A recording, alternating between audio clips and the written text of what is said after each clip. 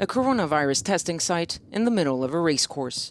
The city of Baltimore recently opened this testing location after data showed that this area of northwest Baltimore, where 95% of the population is black, had the highest number of COVID-19 patients in the city. It was inevitable. It was going to come anyway to us. We get everything. It's getting harder.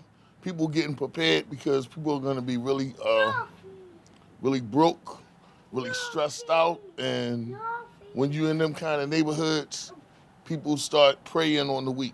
The best that we can do is just keep the house clean and stay away from people, try to keep people away from us.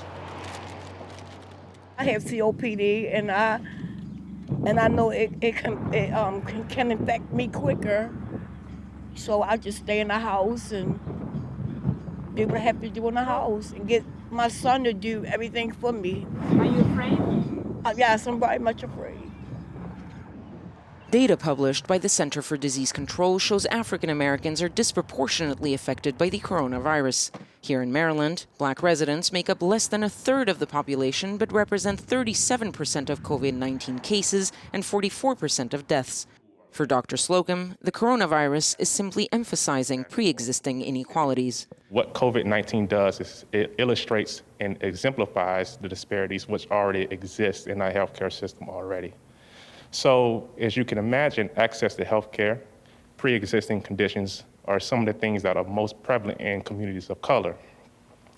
So when something like this hits, of course, it's going to hit communities of colors more rapidly, harder. Underlying conditions like diabetes, obesity, or lung disease are more prevalent among African Americans, making them more vulnerable to the virus. But blacks are also overrepresented among frontline workers like bus drivers, nurses, or food workers. More exposed and more at risk, African Americans are also less likely to have the resources to face a pandemic. Poor people are more vulnerable, and it's not because of biological structure or anything like that. It's because of all the underlying factors that don't get addressed because they're poor and don't have access to the resources, medical resources, etc., to respond to it. Health information, resource information, healthy eating, access to information is a major issue. Keeping the community informed has fallen back on local figures who use any opportunity to remind people how to stay safe and take the virus seriously. Stay 6 feet apart. Folks, I'm gonna tell you something. You don't have a mask on, you need to start wearing a mask. This thing is no joke out here. Got a lot of people dying, a lot of people getting sick, and you heard the news lately. They're saying, especially with black men. Baltimore community leaders are also worried about the economic impact of the outbreak in neighborhoods that are already struggling financially, a fear that is common to communities across the country.